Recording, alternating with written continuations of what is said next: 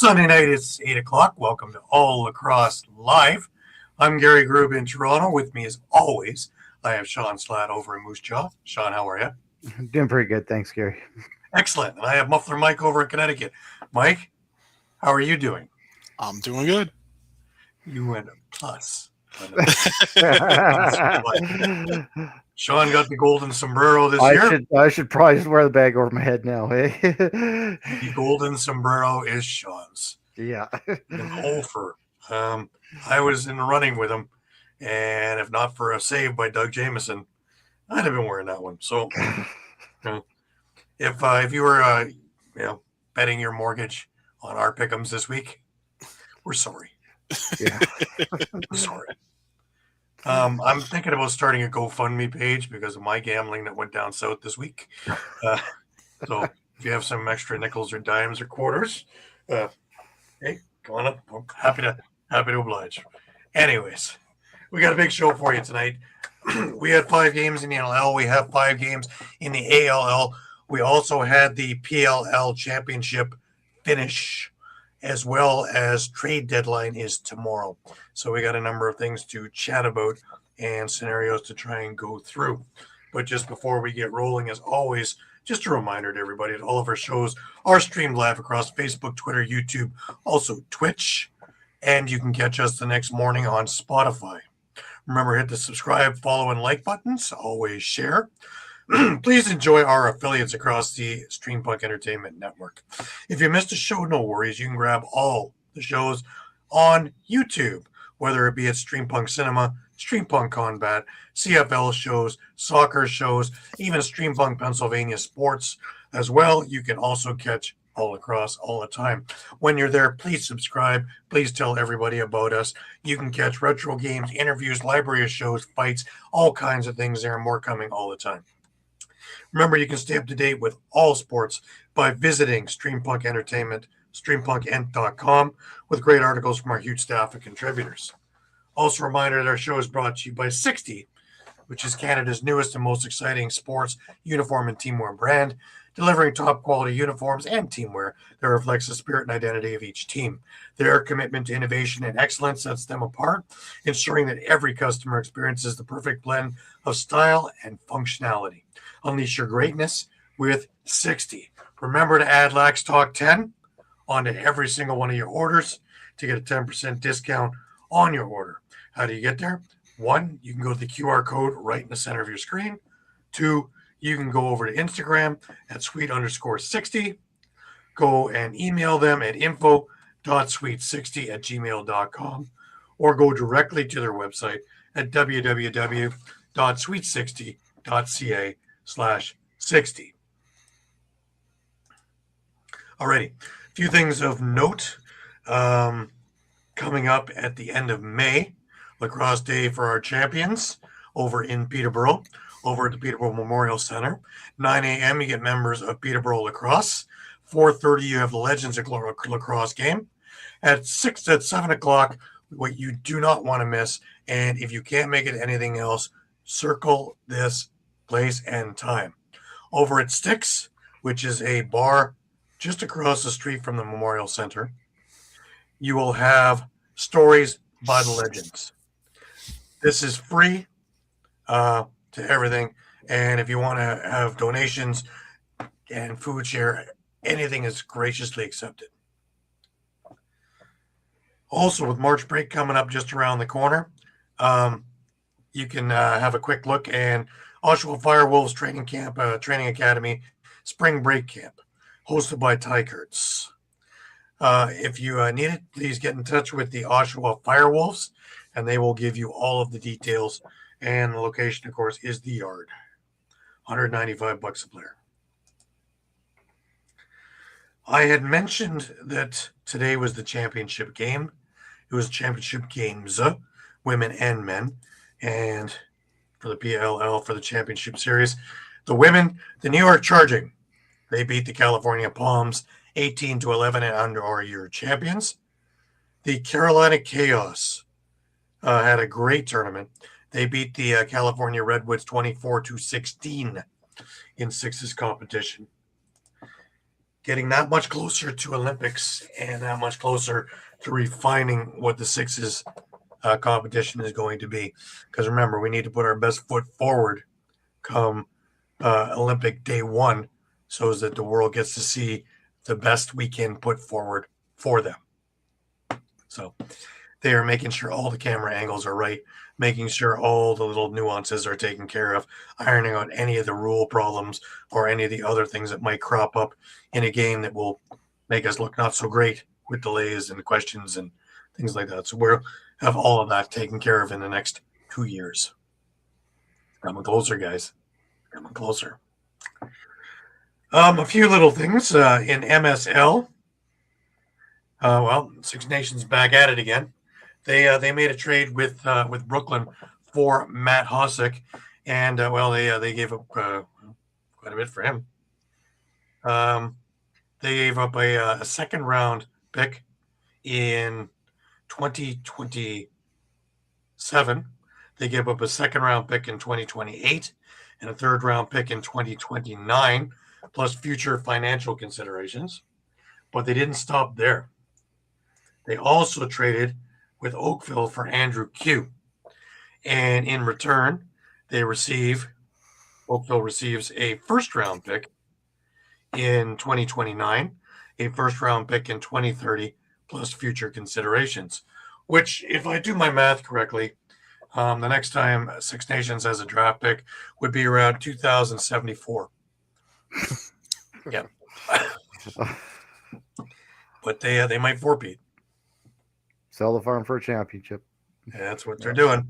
Year in and year out, the All-Star team continues. So we'll see who's not coming back on the All-Star team, where these guys are going to fiddle in with it. Eduardo's with us from sunny St. Augustine, Florida. Eduardo, welcome. Good to have you with us. I love daylight savings time. You know, the sun just went down. It's past 8. I love this. I want to adapt what BC is doing and just say, that's it. We Like changed. us? No more change. Like Saskatchewan for many, many years here. Never changed their clock. I started thinking Saskatchewan changed their clock because he didn't know how to. But now I'm getting the reasoning. Now you get it, yeah. Now I understand. Smart. We're waiting for New York and Quebec because they always agree New York and Quebec. How do you go with thinking like that? But anyways, I think we should just leave it, to tell you the truth. I hate darkness at 5 o'clock in the evening. I really haven't seen a point on that one just yet. It is 98 degrees. Eduardo's just said he's cooking breakfast on the sidewalk. Feels like the surface of Nice. the sun. Well, Eduardo, I'll give you this. It's been minus 35 for a good chunk of February.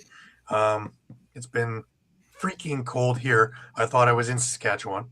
And, 98 sounds like, pardon the pun, but Miami Beach to me. Yeah, I'd almost take that right now, yeah. Yeah, right now I take that myself. But, right now we're pretty comfortable. We're actually above zero, so I'm a happy guy. I took off 17 different layers to get here. So, the room here is not a meat locker right now. It's a comfortable room temperature at 21 degrees. So, it's not often I get to say that.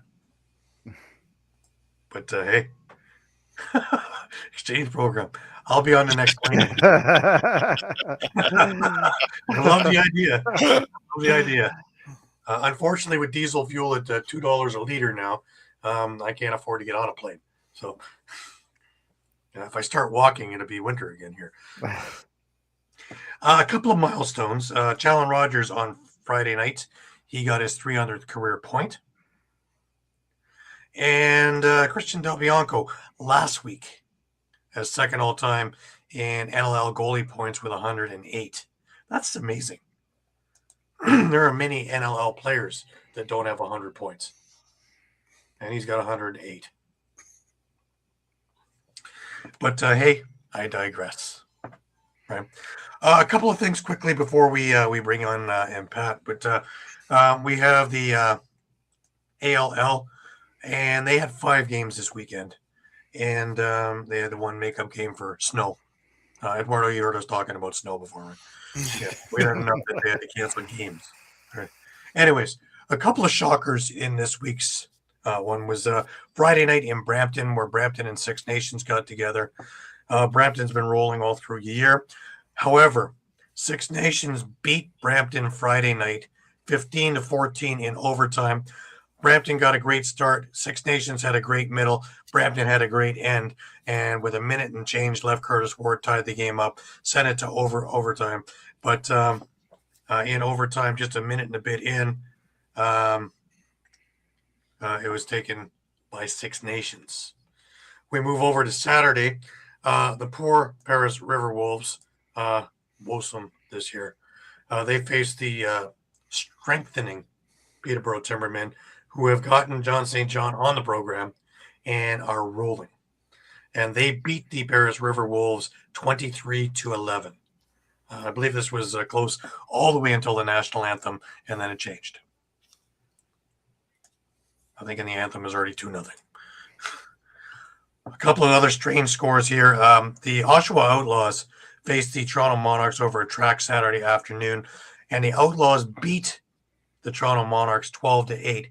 That is the Monarchs' fourth loss in a row. This is unheard of because the Monarchs have been just an absolute juggernaut the last couple of years. They were looking really good, and then things just went south the last month. And one more for the loss column, which is odd. They've got one more week left in regular season to right the ship before playoffs start. The Whitby Steelhawks, who have just been absolutely white hot, faced the Oswego Bears this afternoon.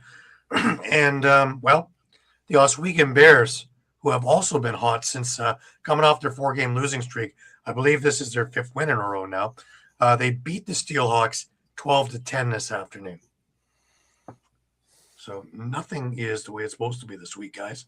And we'll prove that in the NLL game very, very shortly. Wow. Are you sitting down, Shawn? Yep. That's great. Firmly planted. Because we were looking at this game at like 5-4, right? In the fourth. Six I see Nations the final now. 15-6. So Brampton not only took one loss, they took 2 losses, and this one was a doozy. 15-6 by the Six Nations Snipers over the Brampton Express.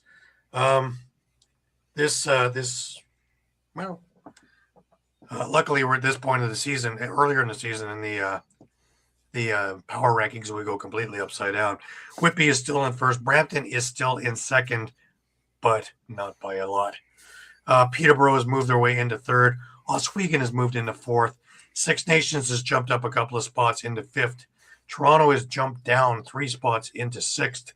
Oshawa is seventh, and Paris is sitting in eighth in our power rankings for the ALL.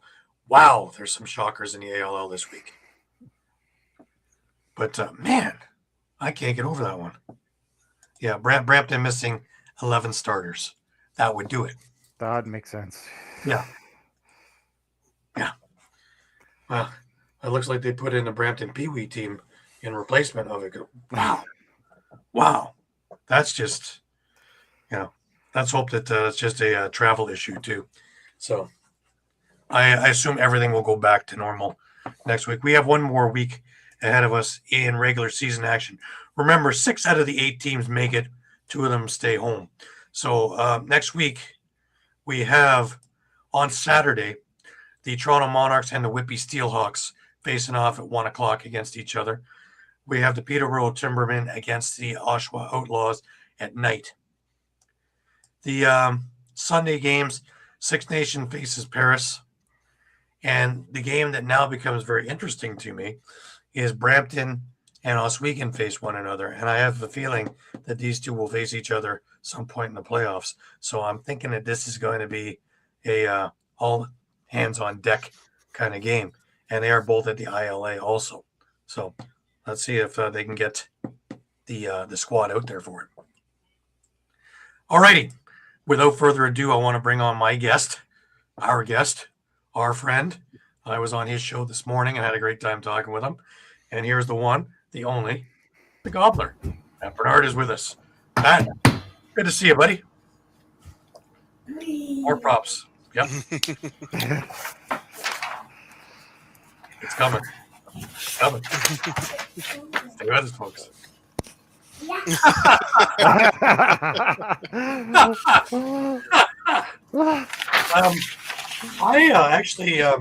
I don't think so. Yeah. Well, okay. But I look at it this way. Nick Damoud had a rough go of it to start, 5 goals and 7 shots.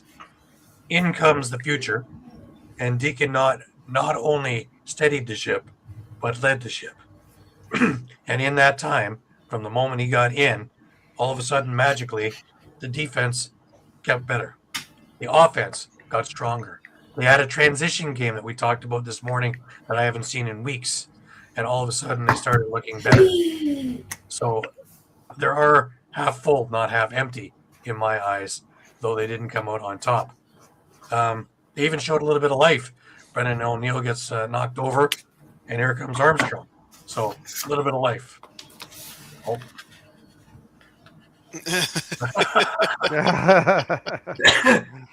Steak was good though this afternoon. I bet it was. I had a rock steak myself, so. Listen, I bet it was nice and juicy and delicious. You know, I'm chewing on wings. I'm spitting them out as I eat them, and you know, it's unsatisfactory anymore with this team. It's just when I thought, you know, all right, maybe we could get a glimpse. You know, we only have one win at home in this entire season.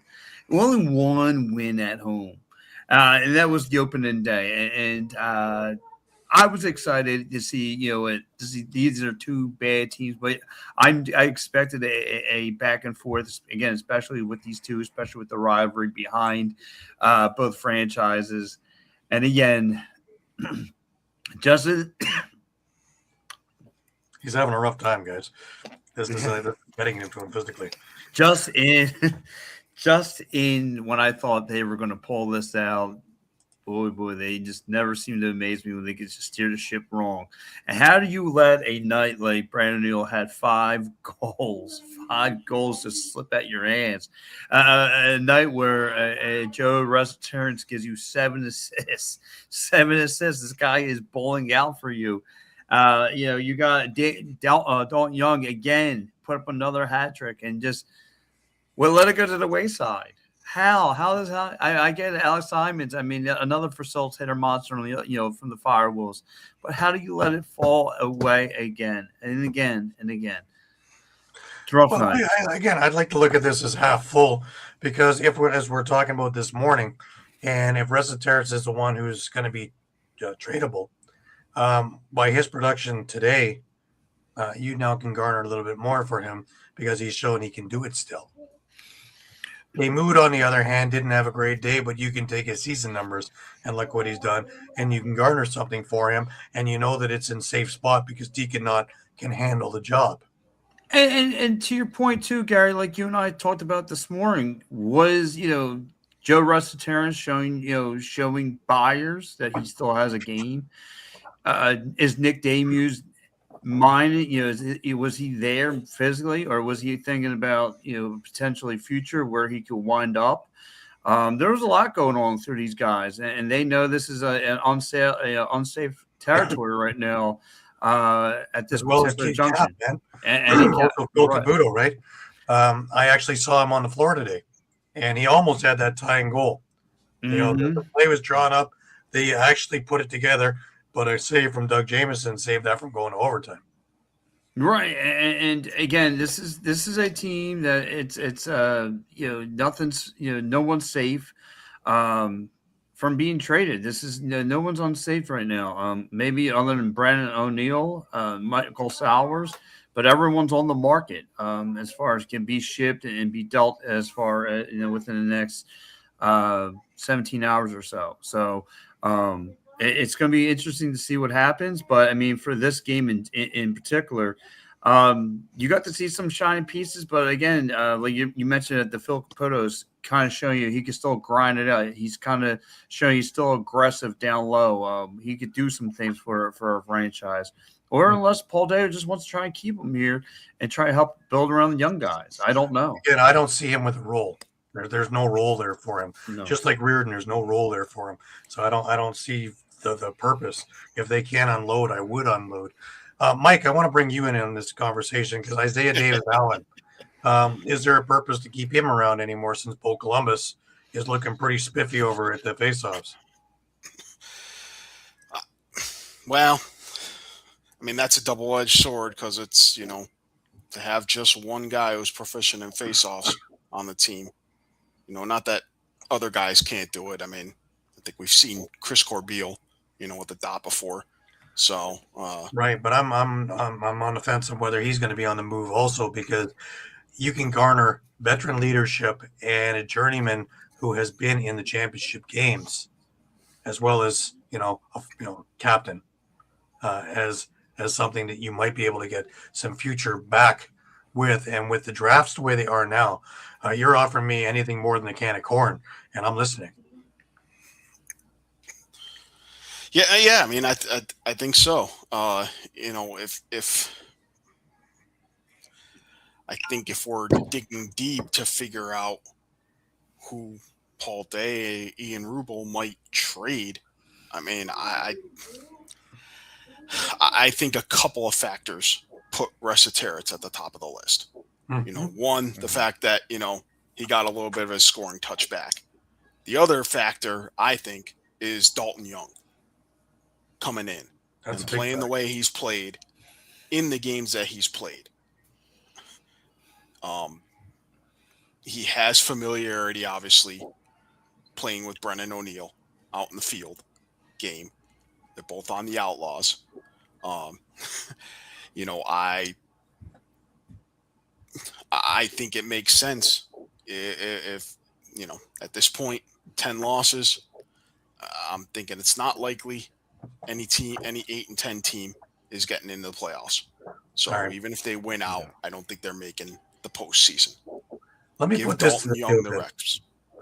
Do we trade Scott Dominey? Now he's been back, and it's been a lot of not much. Does he need to change the scenery? Because I like Brian Wagner's game, to tell you the truth. I thought he showed a lot of moxie today, going up and down the floor, and I think that he can handle this role. While Dominey is still worth something, do we try and move him around? I mean, it's a possibility. I think that would go in as a package. If you're going to take, maybe if I'm sending you Corbeil and Dominey, send you two transition guys for something of the future. There would be more of a stated thing. I don't think any individual of that will go. Resetarits on his own can garner quite a bit. D-Mood can garner quite a bit, but I think this would have to be a little bit of a package. I think that. Hang on, Pat. Just one second. I'll give you that. My question is, where are they headed, and what are you getting in return? Well, like I say, I look at the draft, and I think if I'm getting picks, if I can get a second round and a fourth round, I would be happy, because I can garner something pretty good with that second round, and I may actually be able to get something with that fourth round pick. If I can get a third round, I'd be elated for it. But I'm looking at really nothing in return now. I'd be going into my practice squad for the last couple of games of the season. I mean, that's an interesting take. I mean, I think you need to get more than that for Resetarits. I can not Resetarits. Resetarits, you got to have at least a first rounder, first round pick, and maybe a third to go with it. And I got to think, if you're shopping him, I mean, I'm trying to think about who you're going to get phone calls from. I'd say Calgary. I'm thinking Buffalo, honestly. Buffalo. Halifax might come calling. Now, I know when Rochester moved to Halifax, he didn't want to go with the team, and that's how he ended up in New England. But, maybe circumstances are different now. I'm just thinking if he's going to end his career, he's going to end it close to home. So, same reason why I don't see a Rubish moving. But he's also in a contract year, so this is not much different than Nick Rose, right? Last year, right. This is a rental and a guy who can walk. It's a good idea. Could have Rochester Still- What possibly not Philadelphia needs, though, is Could defense. They are Rochester. so hurt on defense that they need Mhm. defense, and it shows because their defense is invisible. I feel Ah. sorry for anybody stepping in net because there's 2 or 3 guys who really should be buying tickets right now. That's the problem though with this team. I mean, Gary just nailed it. I mean, like for the years I've been covering, there's one major, and I mean Sean's brought up is the defense that's in front. And again, we talked about game one. It was the defense shocked you because they were physical. That was their identity. Smash mouth. You come into their zone, they're going to punch you in the mouth. Now they've kind of eased up on that. They kind of softened up on that. I don't know, if they got a warning like, hey, guys, you're being a little too rough with people. I don't know what it is, but they definitely stepped, a major step back from not being, a smash. And that's what Ian Rubel said he wanted, though. He wanted to be identified for, the identity to be, a smash mouth college defense. And now we're not even getting that. So, and this is a game, going back tonight, this was a game. When was the last time you saw the Wings put up double digits? It's been quite some time. So tonight was a really case for those guys to ball out. My question, though, going back to the draft, how much say does the players have? Like, in the NBA, a lot of players can persuade a coach or GM to bring a guy in. Do you think Ben McIntosh can go say to the Seals, like, let's lock up that 8th seed and bring in Joe Russell-Terrence? Joe Russell-Terrence and Ben McIntosh have kind of a good tag team, partner and kind of a deal where they can, make a splash there. Yeah, that's a good point. San Diego could be a suitor. I like what he did there too. Make a splash with the Seals. I like that. I wasn't even thinking about it. I like that. Yeah. But yeah, it has been known where players have kind of gone to management going, he would be a great fit. Because we're in that kind of thing where a lot of the GMs are former players. Correct. And have a lot of, insight with their, former colleagues, now underlings. So it's not been unheard of that a player or two can entice someone to come as a free agent, or can go to management and say, let's look at getting him here and see if it's available. So it's not out of the realm of possibilities. No, not at all. Because I could see, Ben McIntosh knocking on the GM's door in San Diego and say, listen, like you kind of mentioned from the top of the hour of, listen, there's not a role really for Blaze Reardon. There's not a role, Joe Russell-Terrence has one more shot of rolling out to the sunset. Let's try and make it happen here. I know these guys. I know what they're capable of. I know the ins and outs. We have great chemistry out there in Philly. We can take that. We can lock up that 8th seed, and once you get into the playoffs, all bets are off. So let's try and make a deep run if we can. My thing also is, when's the last time you've seen the Wings with that kind of life, that they're down by 5 after 1 and fight? Yeah, actually showed no quit this time. No, and Yeah, their tied it up result, at halftime. So they were strong, and they took control of that game. And it's usually the other way around. They usually put their foot on the gas pedal first and then take it off. They were hitting the brakes and they couldn't find the gas pedal, but once they did, they came to battle today, and I got to give this team credit. Again, this is a first time in a long time I've seen them put up double-digit goals, and that's one thing Ian Rule approached about since game one. You got to put up double digits. You got to put up double digits to win this league. So, and that's what they're trying to do today. Unfortunately, they just couldn't have it. They didn't have enough time to seal the deal. Well, I'd like to bring up a little bit of not so great news, and that's of course this. Since we're all here, I'm afraid to look. Great. the tuba. Wow, that's a trombone, eh? Wow.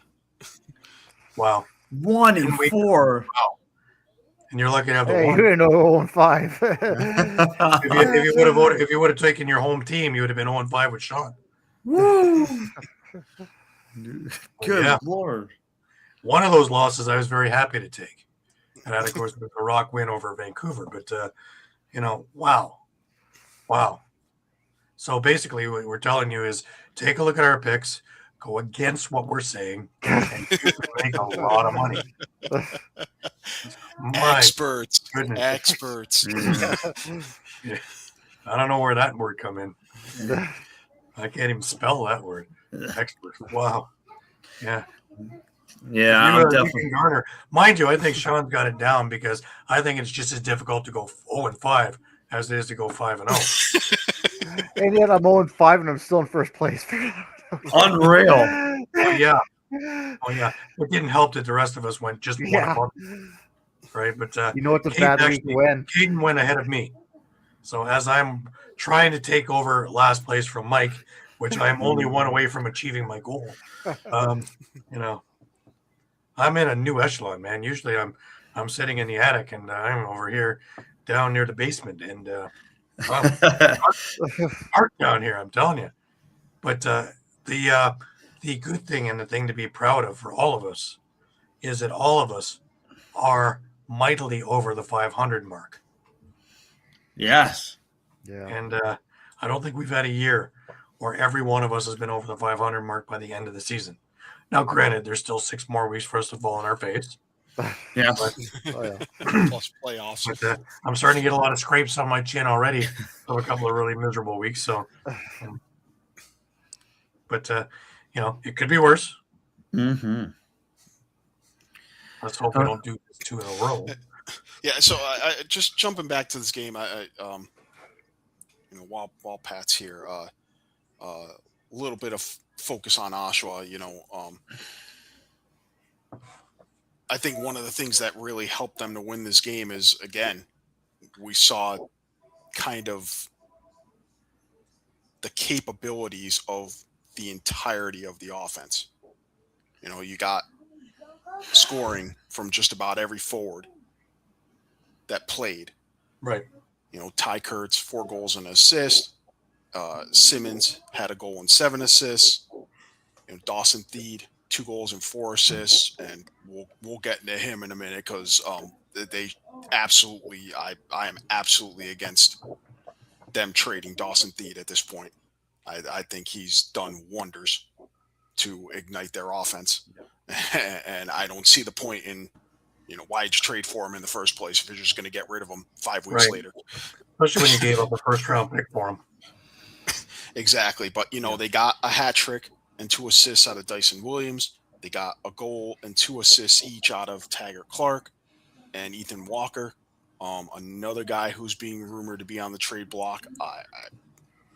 I say hold on to him. I think you need to give this offense a chance to kind of really start to come together with you know, more than just a couple of games reps. Well, the one I scratched my head on, and when I heard this rumor, was Ethan Walker. And he is the heart and soul of their offense, and it just doesn't make any sense to me at all. Them on the block. Yeah, and I mean, I think you've kind of completed, you know, your offense for the next, I would say, 4 or 5 years potentially. Yeah. You can keep these guys together for a lot of this 4 or chatter, 5 years easily. I do think a lot of this chatter has changed with their performance last week, even though they gave up the lead with 4 minutes left and lost in overtime, and this week. And from what I saw 4 weeks ago, before their bye week, in which everything went wrong, and that everything was on the table. What I've seen in the last 2 games is going back to Clarkie's systems, going back to the basics, and actually having a leader's lead and having the role players do their roles and everything else that goes with it. Jameson's looking more invigorated in net as well, which doesn't hurt. And, you know, they look like they are having fun again, because it certainly didn't look it when I left the press conference 4 weeks ago after they just absolutely got it handed to them. And this changes, I think, a lot of the theory behind buyers, sellers. They would normally be sellers. Hey, Brian, thank you for joining. They would normally be sellers for where they are. But when we've taken a look and seen that there's only 2 contracts that have to be renewed, that they are a youth motivated team, mostly youth with a little bit of veteran. If anything, they could get a little bit more veteran, but that's where Dawson Theed came in. Emerson, Clark, whatever. Keep them, don't keep them. It really, to me, is a non-entity. You have the Muffler with Deed. You also have scoring with Deed. Yep. If there is a move to be made, there is a spot in my eyes there. But pretty much the rest of it, the defense is pretty locked in. Goaltending is locked in between Jameson and Kidd. And then when you take a look at the offense, it's stacked. And when they're rolling, they're as good as any offense in the league and can put up points as quickly as anybody in the league. So if you're Glenn Clark, do you still entertain any phone calls about Kyle? I entertain it because I want to know what's out there, but it's going to have to be something that absolutely sways me right off my chair before I even go to step 2 of this phone call. Because unless it's going to give me something that I absolutely just said, you know what, we just hit the lottery. There's no reason for me to get rid of a first-round pick playing to try my luck with a first-round pick that I'm going to choose. I just need to get everybody on the same page. Now, we've been talking about this for 3 years, is finally the power play is coming along. It's taken 3 years before we've seen Ofer. Now it's being comparable to a lot of the other ones. Is it the greatest? No. Will it be the greatest? Probably not. But will it get you those a couple of points that puts you over? Because how many games did they lose by 1 that if they had a couple of power play goals are winners? Now they're starting to get that. Now we're starting to see some of those much closer games and wins. And again, we've always talked about this. I know I've said it on the other show as well. Character. I was talking about it with Deacon Knott on Thursday. Character. You have to learn to lose before you can learn to win. You don't know how great winning is until you see how bad losing is and get those feelings. But you got to build character. And all of these things are character builder. If it doesn't kill you, it builds character. So I don't think Clarkie's job is in jeopardy. The players talk glowingly of him. So nobody has quit. The room hasn't quit. Just like in Philadelphia, nobody's quit on Rubel. If anything, the camaraderie is even stronger in there. So that's the first sign I think that we have problems above, is when the teams don't really care and management isn't doing anything to try and fix this. Those that don't have that problem. And that's when you're out of the job, is when you lost the locker room. Like Right. Once you lose the locker room, you might as well just hand over your all your credentials, all that, because you're out. Because once you lose that, you're gone. And that's like you said, though. Like I noticed here in Philly, I mean, this team wants to play for Ian. This team wants it. They like his message.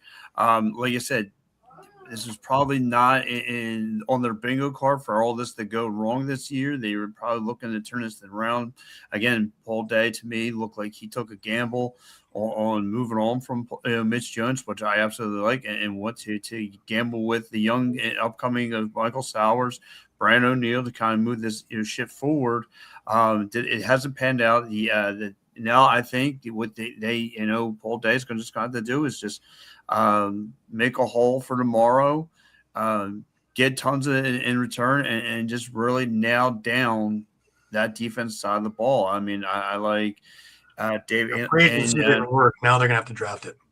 Yeah, and then So just going to build. It's going to be a couple of year build, but if they do it right and they do it through the draft, get as many picks as they can for the players they're going to get rid of, then they can build it through the draft, and then these guys all come up together, and there's the camaraderie. Mm-hmm. That's when the fan base can also build with them, because they're going to grow in with them. What about, not to try to shift gears here either, but what about like a team kind of is right in the hunt? Maybe you try and punch their ticket into the playoffs. Maybe like the Desert Dogs today. You guys think they're going to be buyers too?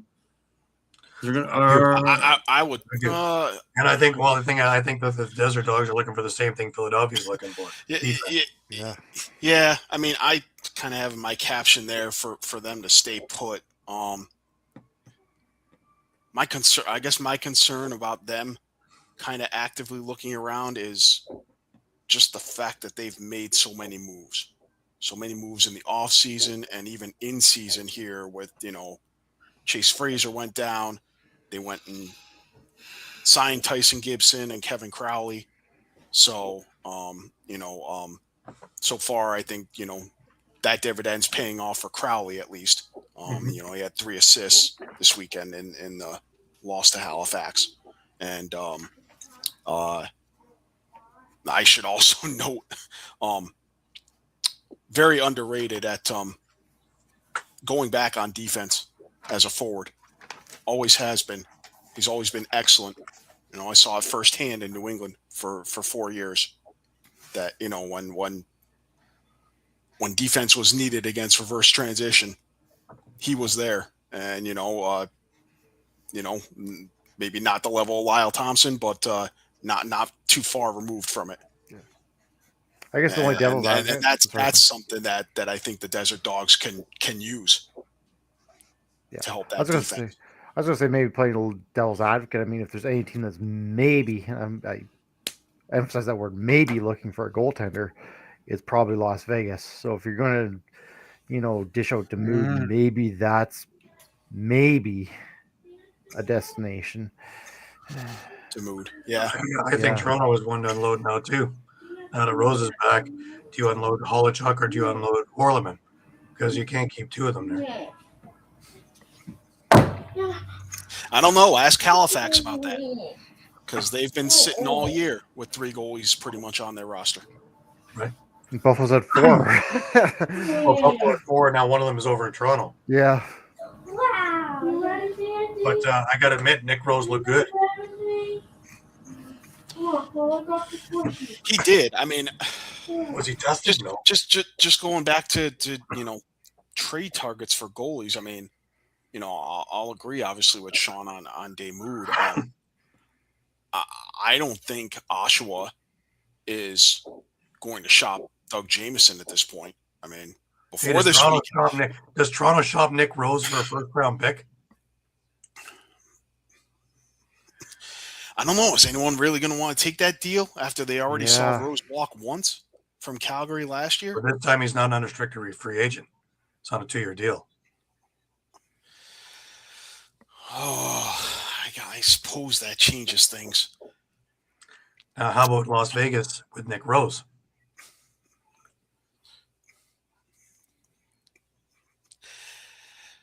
I mean, I guess my only concern there is, it's not like Kells played poorly against Halifax.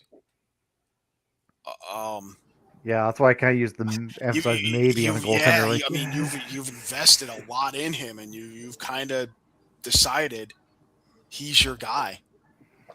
You stuck with him for this long. If I go into summer, Kells was replaced by Rose in Peterborough, and Kells replaced Rose in Oakville. But that was Peterborough's answer for their goaltending situation. Just a thought. We're looking at the backups. Yeah, I'm thinking maybe Holochuk looked pretty good over his time in. He went 4-2 when Nick Rose was down. So maybe it's time to look to the future. They've looked to the future with every other position. Maybe it's finally they're looking to the future in this one.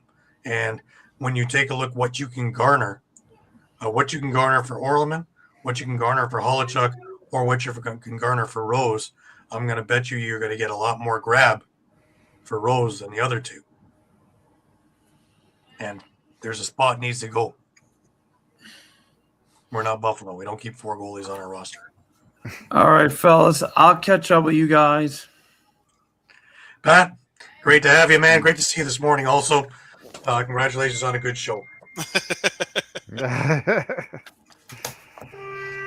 Until next week, sir. Is that last post in reference? Trumpeting his departure. Yeah. I figure, that a Remembrance Day just hit again. So Veterans Day for you in the U.S. Sorry. But yeah, that's where I see that one. But anyways, let's continue along with the games from this week, and then we'll talk a little bit more as we go along. The shocker of the week, of course, was Toronto going into Vancouver, and Man, I didn't see this one on my bingo card. I really didn't.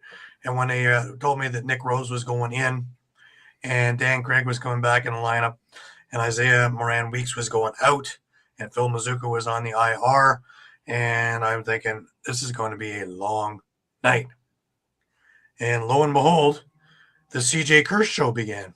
And it only took a minute and a half for it to begin. And he was on his game.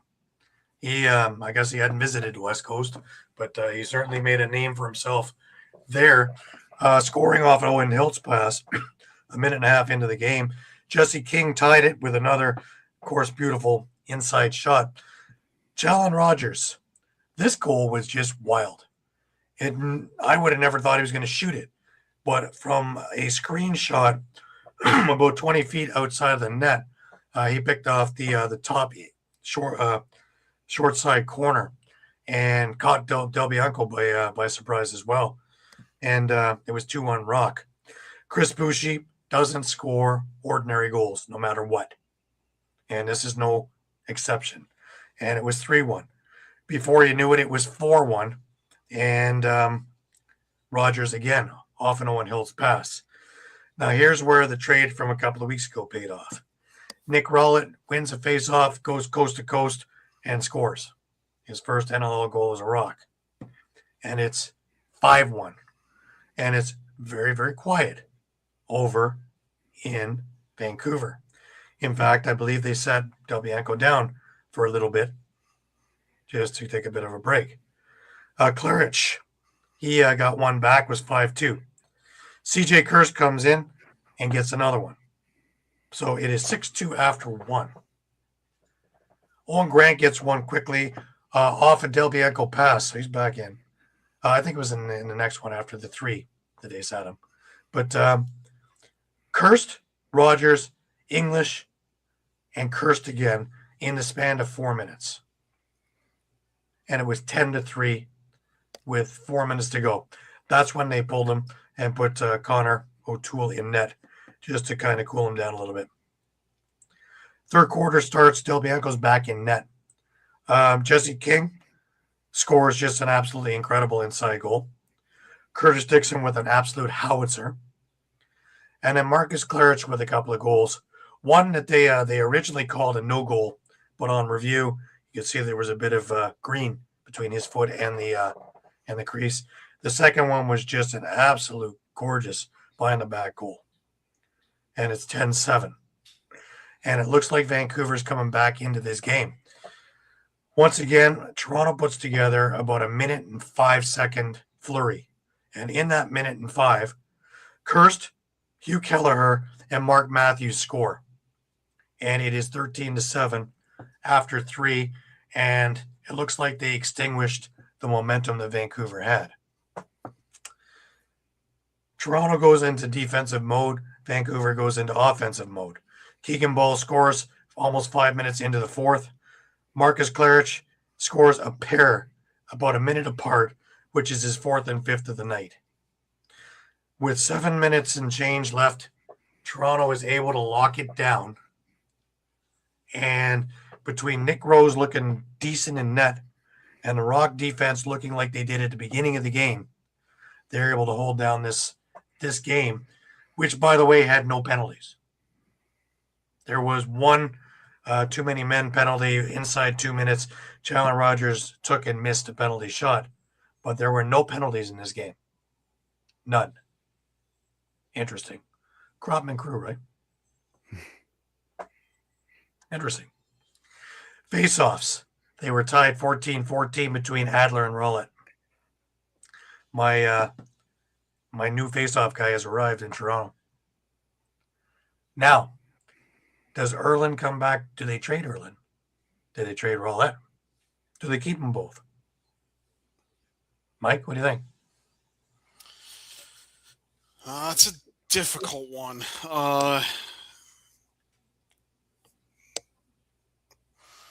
Because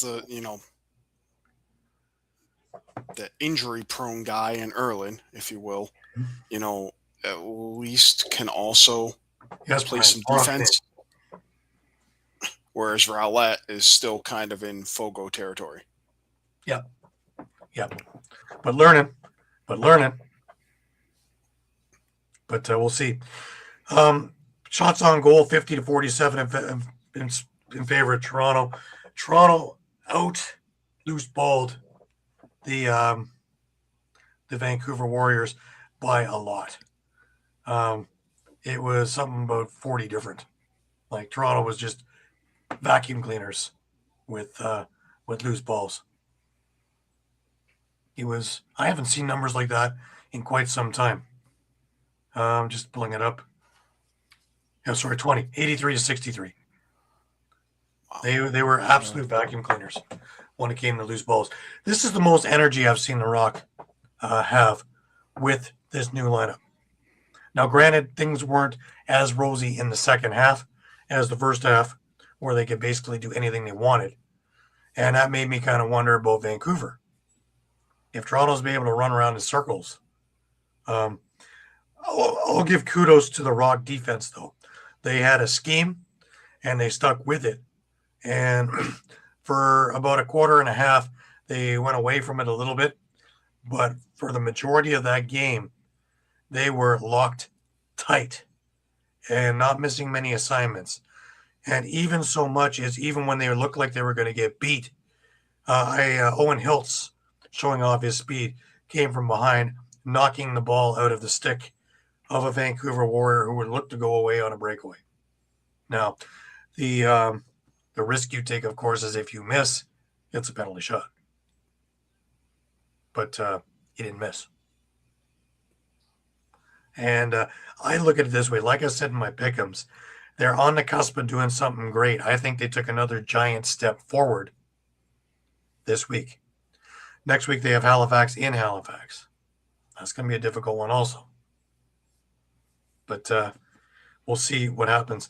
I don't think that they do anything, honestly, at the trade deadline, though what we're talking about with the goaltending is really the only thing that stands out to me. I don't think they can do anything with defense. They have too many injuries. I don't think they want to do anything with offense, and they have more coming. But as long as Calgary keeps losing, I'd love to see Joey Spallina in this lineup. I need to look forward to something. But, yeah. I agree. I think he's more interested in playing PLL anyways. And just like Joe Nardella, I guess they're both resting and healing so they can have a good PLL season. But we'll see. We'll see. Don't know what to do with the Erlen jersey. It's sitting there. Anyways, luckily it's in the black and gold colors, so we don't worry too much about it. Anyways, let's move on. We had a busy day on Saturday with a couple of games. It's a weird week this week, eh? 2 Sunday games really changed everything. Yeah. Eh? But Halifax and Las Vegas. And this one was interesting because I didn't have it on my bingo card. But then again, if you look at my pick'ems, I didn't have much on my bingo card. No, I didn't either.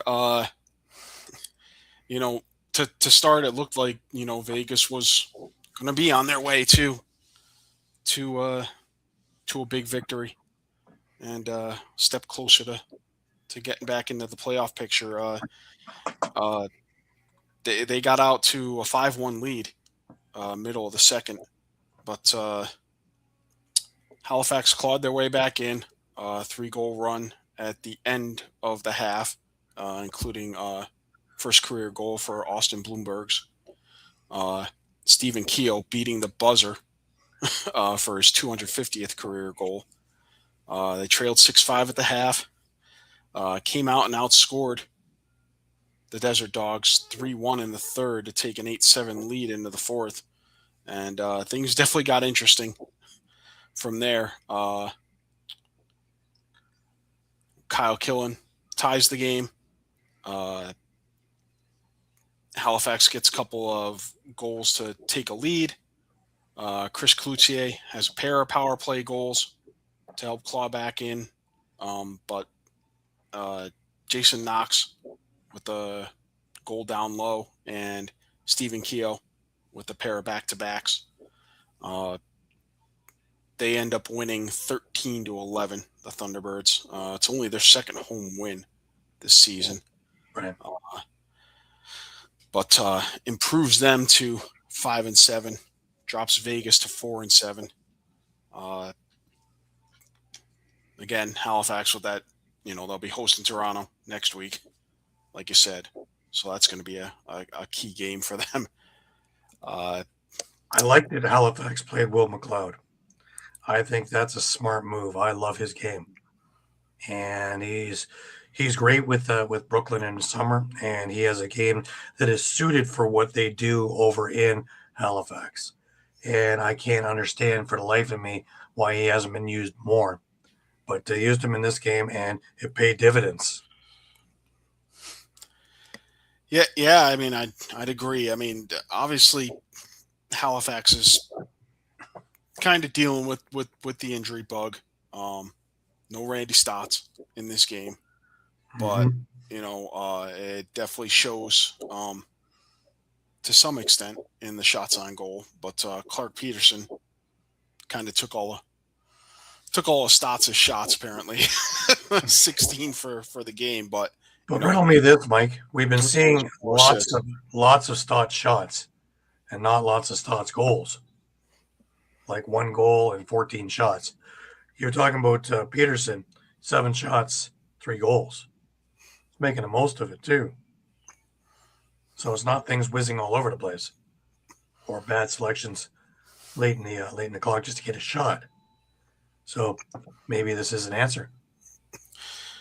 Right, and I think the other answer too is goals in transition. They got a goal from Ryan Terafenko. They got a goal from Duncan Thompson. The goal from Ethan O'Connor. That was kind of the go ahead. And, Bloomberg's was playing forward, but he's been playing on the back end when he has played for the majority of the season. So that'll be interesting to see whether he earned himself maybe another start in the lineup. But again, that's going to depend on, hey, are they calling up Philly about Joe Rustarits, or are they calling up Calgary about Tyler Pace?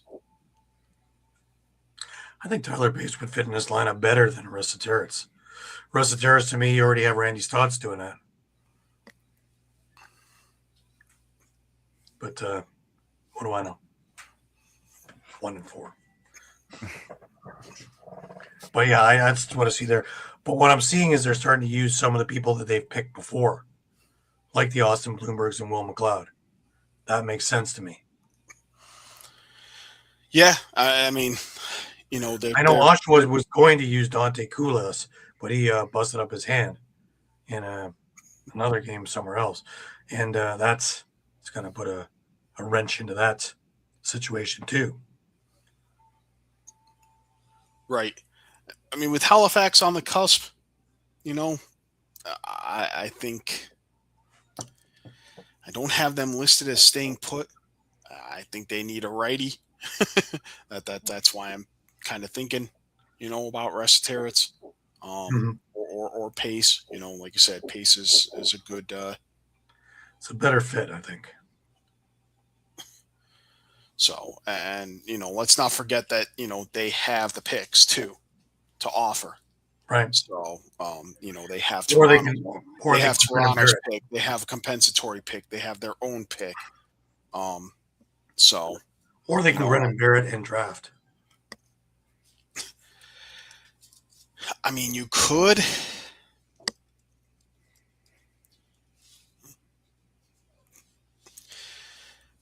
You could. You got their own picks already, yeah. I mean, yeah. I mean, if you already have 3 first rounders, that's. Well, I guess we talked about it off air. The possibility that that Graham Hossick, is up.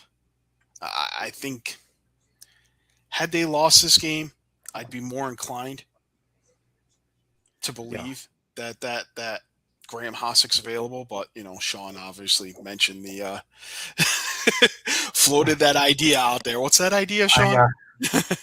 That Graham goes to Saskatchewan. He's with his brother Matt. I mean, you're going to give up a lot, but I mean, I like I said, I honestly I think Saskatchewan's going to stay put. To be quite frank, I think they are going to stay put. But I mean, there's that 1% chance. I mean, yeah, I can't think that happens. Yeah, There- I don't think so. There Right? is, I promptly built off that idea and said, okay, you trade the picks next year, some of the picks next year for Kostiuk, let's say a first rounder, a second rounder, and let's say that you throw in a player, whether it's, someone deeper on the defensive depth chart or someone who's holding out. Halifax prides themselves on their speed. I'm sure they'd love to have Andrew McAdory playing transition with Tarafenko. Mhm. And others that would instantly make them the fastest team in the league on transition. Right. So how does Saskatchewan get those picks back? Well, how about Philadelphia look at the possibility of following the Carolina Chaos blueprint, where they had a bunch of Buffalo Bandits and they get themselves more Denver Outlaws by trading some picks back to Sask for Josh Zawada. And now you have Josh Zawada and Dalton Young and Brendan O'Neill, who are all together on the Outlaws on your offensive unit. Yeah, with that, I don't know whether Saskatchewan would want to give up Zawada. I don't think they would the either. one player I could see this team possibly wanting that would be on the chopping block for Saskatchewan is Clark Walter. He hasn't been playing much. He'd probably be a starter on any other team, but you're looking at a lefty now. So I don't think that Saskatchewan is going to do a thing to upset the I don't think they're going to do a thing either, to be quite honest. I don't think so either. I mean, I think if you do trade Zawada, then Walter gets a chance to play, and you go with 4 lefties every night. You give yourself a chance to play Anderson and Walter regularly. Good point. And then your right side is it's Church, Shanks, and Haley, who none of them are going anywhere. Not a chance. All right, let's move on. We go to Sunday's games, and of course we have Rochester and Calgary. Now, with what I saw today, is Rochester selling, or is Rochester buying, or is Rochester staying put? Because man, they have not looked good since. I don't have them in my caption as staying put, but I like the makeup of the team, and they really do have a lot there. But boy, you want to talk about something going south in a hurry? I mean, the last 4 games have been not bad. They've been atrocious, and one was a win. They do, but I feel like either way could work out really well for them if they decide. Because if you're going to offer up, say, honestly, anyone on that offense, just about anyone on that offense is going to command a pretty decent haul. Mm-hmm. It's almost like Rochester's the one team that, if they're involved in a trade, it's going to be a blockbuster type, right? Where you're going to see that's how they got field, right? Big names move. But man, you scored 7 goals on Calgary, who is notorious for giving up goals. Yeah, I don't know. Aiden Walsh had a really good game. Yeah. He really looked a lot better than he has as of late. This was snapping a 6-game losing streak. Mm-hmm. Right? Yep. So, no, I'm thinking Oshawa. Calgary was 1-6, I think, in their last 7. So, and they also hit rock bottom midway through it also, right? Remember the Halifax game? They did. I think you've got to... Sorry, the Georgia game. Sorry, my mistake. That was the game in Edmonton. Yeah. I have Calgary in my caption here as staying put. I think they need to. I think if anything, there's I like obviously Calgary, and I think they're young, and I think they have a whole lot of growing to do. I'm more interested in Rochester because we have talked about it. We thought that they had the formula, and they look great. Not good. They look great at the beginning of the year. And ever since that Toronto game, ironically, when Nick Rose went down, and that second half where Toronto came back to beat them, this team hasn't looked the same. The Vancouver's distractions didn't help, but ever since then, they have not been the same team. And I don't know what exactly is different. The only one out is McCully. All their offensive stars are there. Yeah. I'm just gonna throw this out there. They are, if there's anything in their favor right now as we approach the trade deadline, I think this is a plus. They're one of two teams that still has 7 games to play after the trade deadline. The other one is Vegas. Everyone else has 6 or less, and there's like 5 or 6 teams that only have 5 games left. Right. To play. So I will be at the Rochester Vegas game. I will be there. To me, if you're looking at that, just in terms of should we try to make a deal before the trade deadline, I think that's something that's important to look at is, hey, how many games are we going to have working with whatever we're acquiring and whatever we're giving up in return. So, I think that's a plus for them to have more games. Now, little caveat with that is the next 2 of those games are against Vegas, who also has 7 games left. Right. Yeah. So home. And like I say, I'll be at the home one. I'll be there on the 21st because I'll be there covering the Bats also in the afternoon.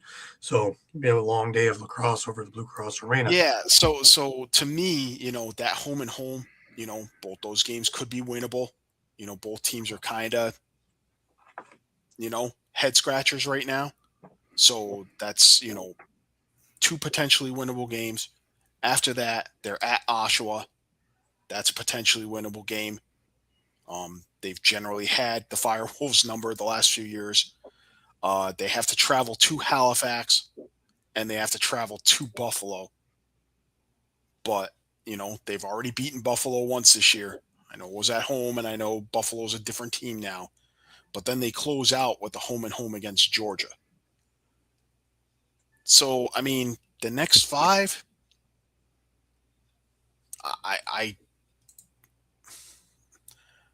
I could see them potentially going 4-1, whether they make a deal or not. Right. And suddenly it's a lot different if you're 9-7 going into that last weekend or going into that home and home with Georgia.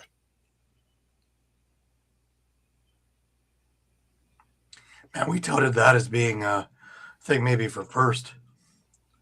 Now it's for making playoffs. Yeah, that's crazy. But maybe only for Rochester. Yeah. Because Georgia's top too, 4 right now. That all depends also. The offense needs to wake up in Georgia too, right? It's shown signs of greatness, but it's also shown signs of complete stagnant. Yeah. Well, does it need to when your goalie's about to shatter the GAA record single season by over 2 goals? Well, let's hope we can keep that way. That was the thing. They've been from like 6-5 games, right? Like, but looking at it from an offensive standpoint, 13 isn't the target number for Georgia. Pray he doesn't get hurt too. Right now. Yeah. Like I say, pray he doesn't get hurt either, because we saw the Shanahan experiment early in the season in Buffalo, right? Right. So I don't think that's the answer. One gaff. They technically killed that penalty. They did. Yeah. They technically killed that. Technically, he should never have been in the box to start with. However, Yeah. a minor snafu there, right? So that was more like a 5-on-2, and they killed it. Just saying. Well, looking at this though, it's interesting because we really haven't talked about. We talked briefly about San Diego, and do we think that they're going to be moving anybody? Corey Small comes up in conversation. Yeah, Small. I mean, Robinson's also come up. I think that would be a mistake. I think that would be a mistake. Yeah, it makes sense, again, if you're going to offer up one of your lefty snipers, I think Small is going to be, you're going to be thinking about the future, and yeah, Small is getting close to the end here. My question is, we know Buffalo's going to do something. We know it.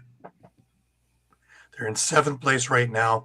They would face Colorado right now if we had playoffs as we speak. What does Buffalo try and do? oh, They're going to do something. There's no way Chugger stands pat. And he put the thing out a couple of weeks ago. If we lost both games, I'm selling. They won both. He's buying. No, he's not. he's buying. Yeah, he's got to be buying to try and stay in the playoffs. Yeah, He's going for the 4-peat now. Because remember, you just have to get into 8th. And then you can work your magic. And in a one and done, I don't care if Matt Vince is 87. I still put my money on him. Whatever I've left after this week.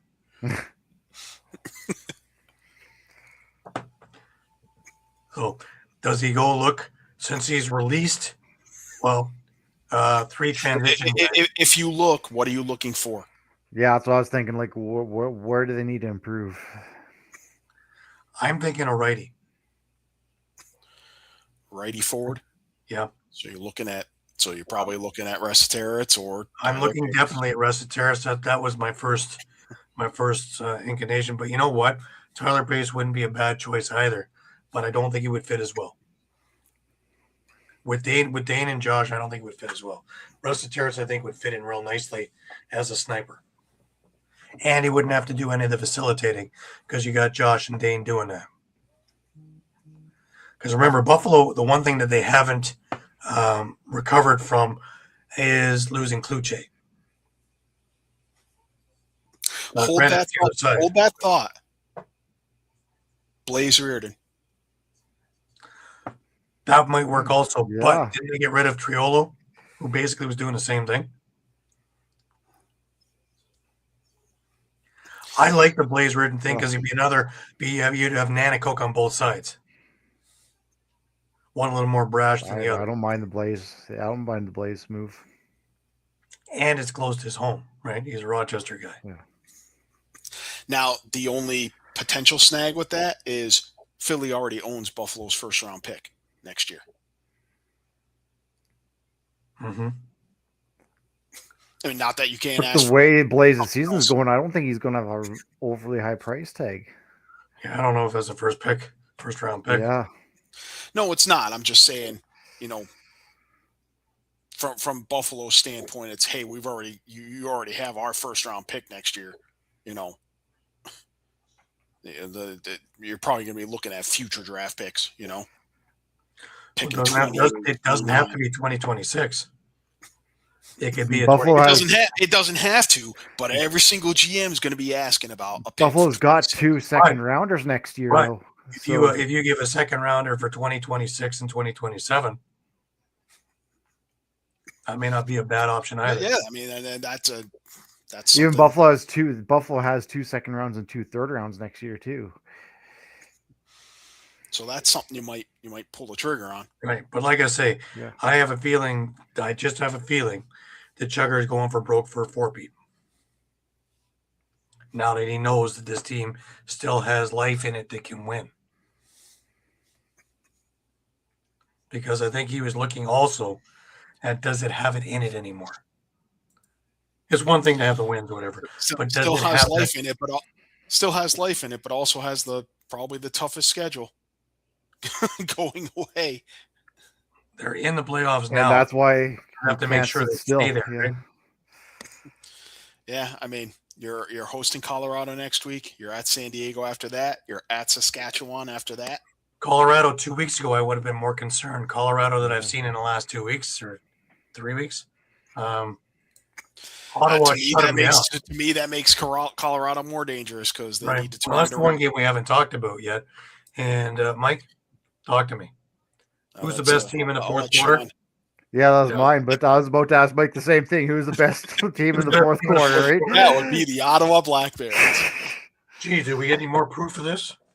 Did my teeth shine? Did you get the little sparkle there? Yeah, Come through? Huh? I heard it. Huh? Yeah. Huh? I want to know, and I'm sorry Pat's not here still. I mentioned it this morning also, is, Higgins gives up 1 goal in the second half. Yeah. Well, only gave up 4 goals in the first half. 1 goal in the second half. Shuts down Colorado altogether, who, by the way, didn't have all that many shots either. He only made 33 saves. So I'm wondering, this Colorado lineup, how do they only get 38 shots in a game? And you have 5 goals, and 4 of them were for amateur Q. Yeah. Yeah, I mean, it was definitely a frustrating night for Jack Hanna. Yeah. Hell, 2 weeks ago, 3 weeks ago, that would have been, 1 goal in, because Q wouldn't have been in the lineup, and then what? Interesting. But what went so wrong in the last couple of weeks with Colorado? Since they thumped Toronto in Colorado and Tim Edwards got thumped, they haven't been the same. Coincidence? Maybe. But they looked terrible in Toronto, and they haven't looked much better since. And could it be that they have some guys maybe trying to tough out injuries? It seems like the last few weeks, their medical list has grown. Not to the extent of Phillies, but Right. It's a definite possibility. Yeah. But wow, just everybody stopped at the same didn't play time. in this game. He was out, so Coach's nightmare. Everybody stops at the same time. It's okay if Q doesn't score, but Hannah does. It's okay if Sarah scores and Q doesn't score.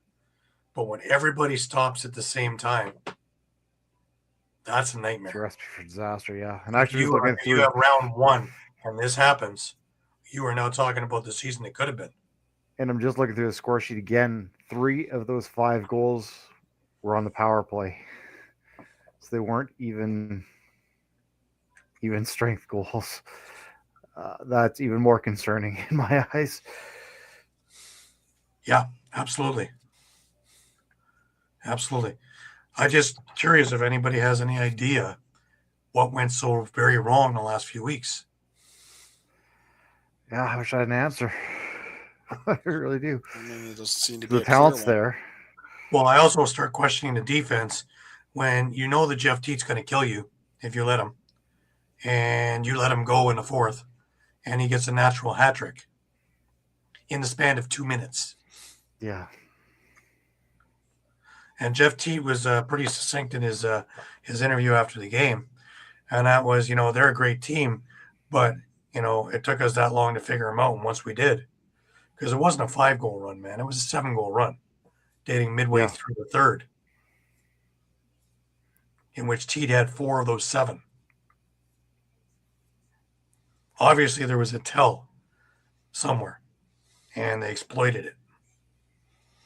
Now, if they see it, every other team sees it too. Does Colorado have something to concern themselves with? And if so, do they have something they need to start fishing for by tomorrow?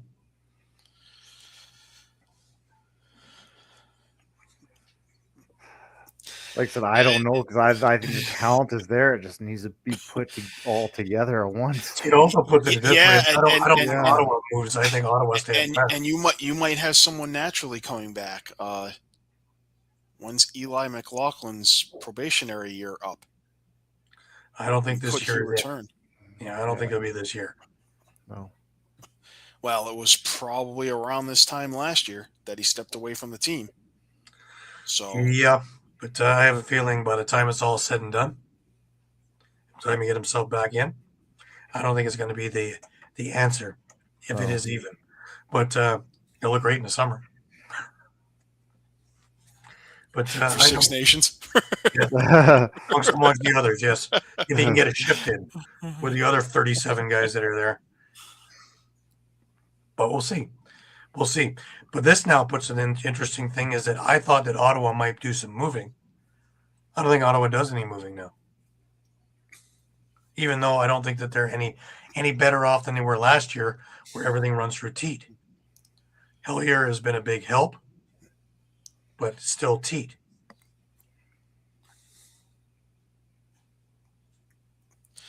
Yeah, and I mean, if there's anything I would add to that is,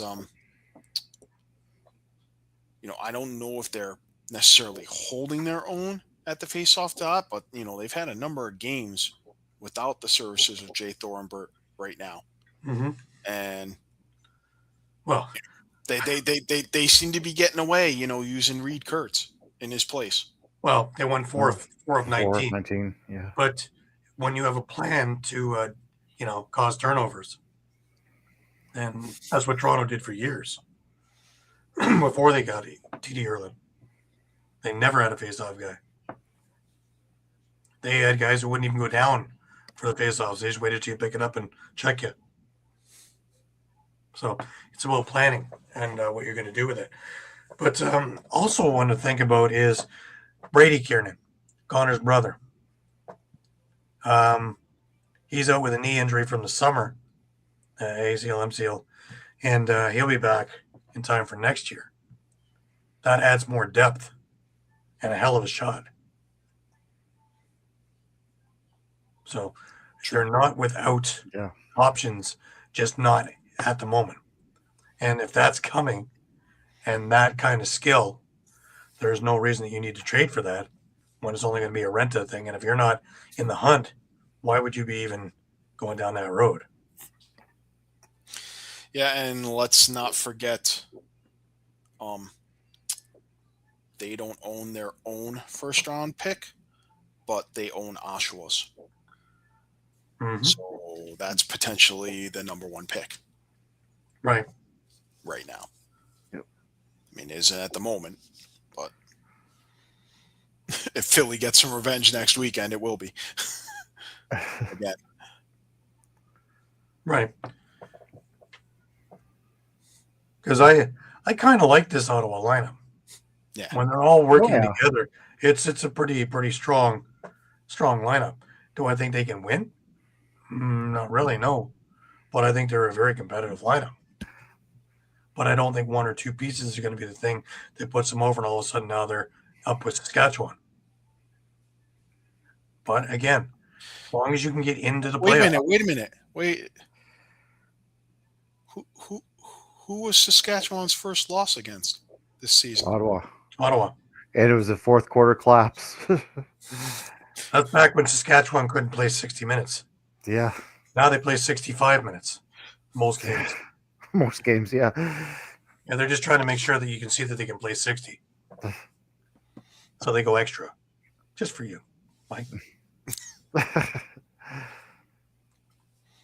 just wanted to poke the bear with that one. Yeah.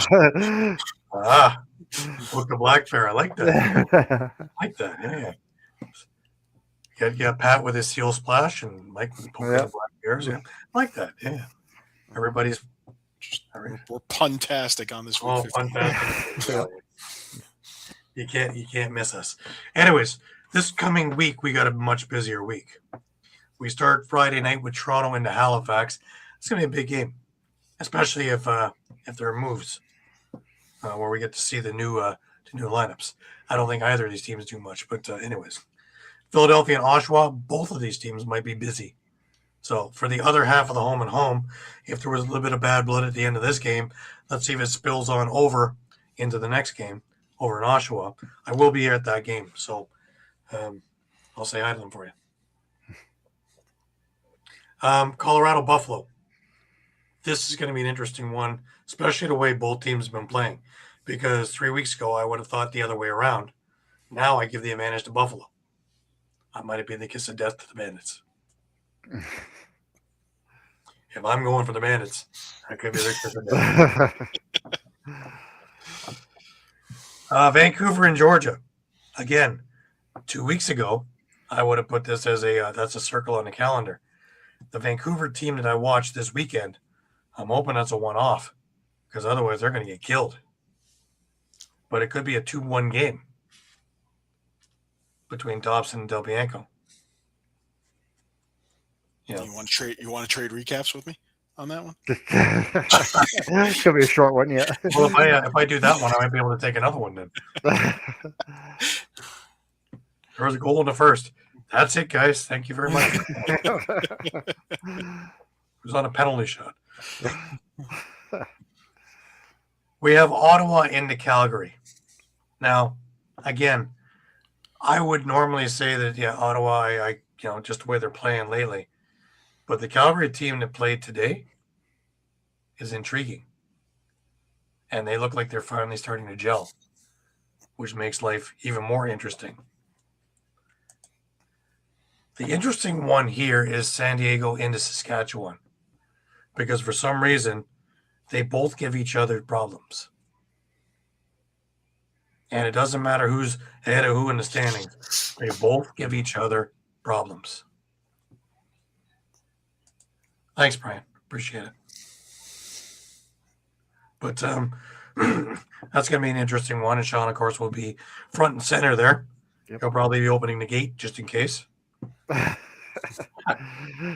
We have Rochester and Vegas. This one is the Sunday afternoon game, evening game for us.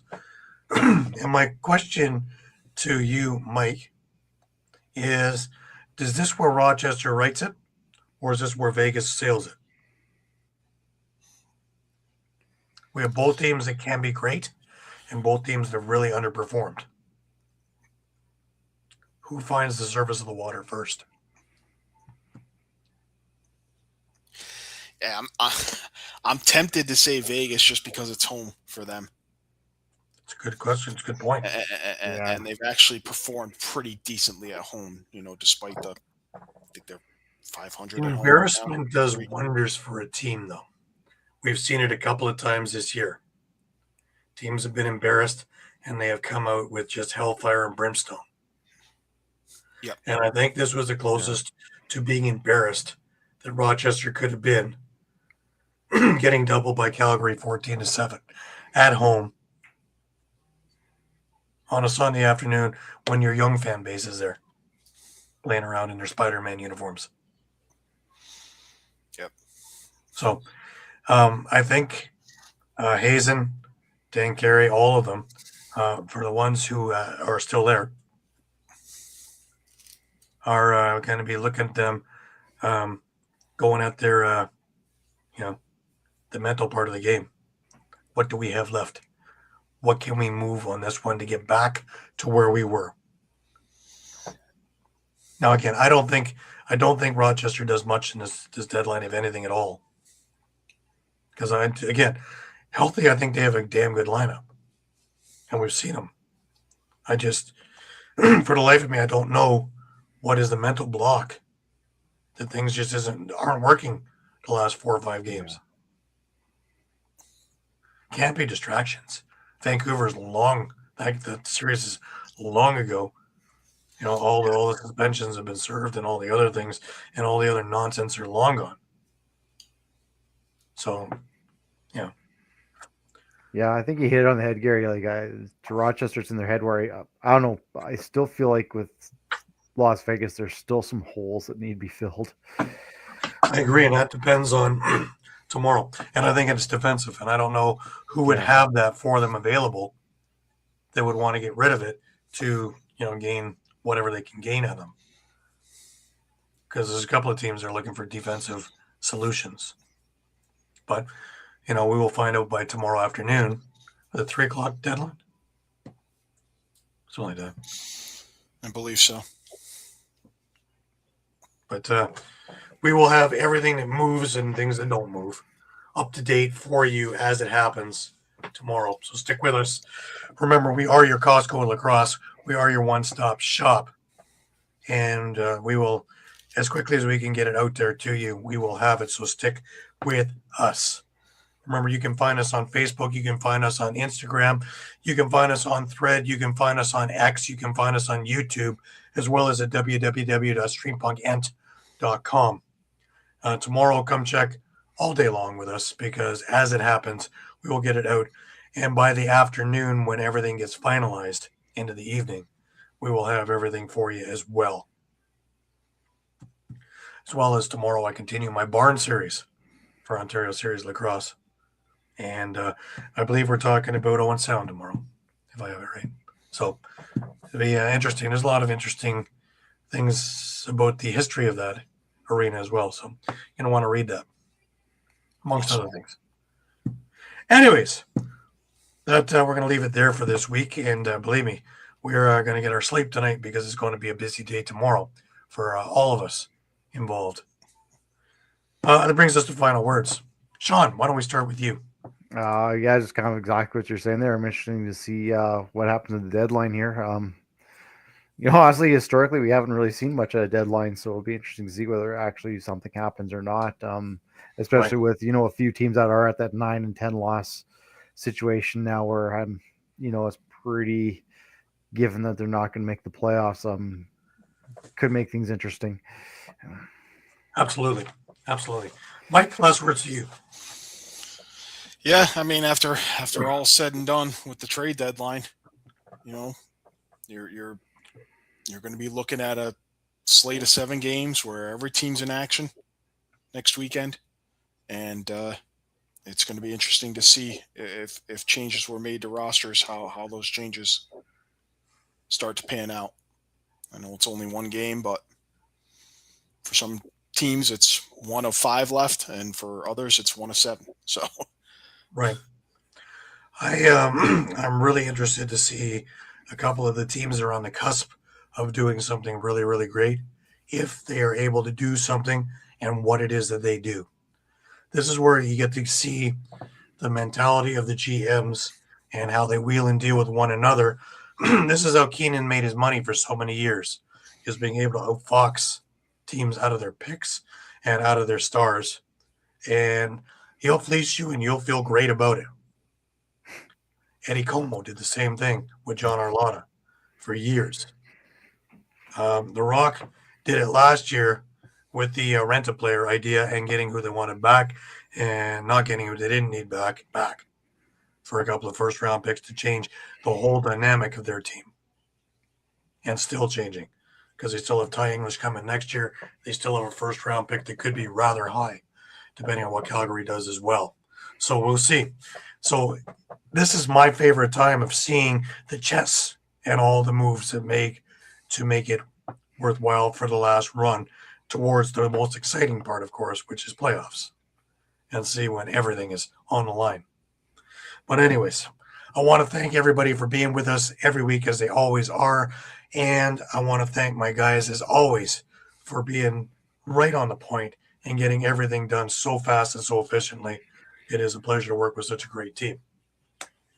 Until next week, remember all, keep your sticks high, keep your spirits higher. And until we meet again next week, have a great week. And it's going to be an interesting week to get there. Take care, everybody.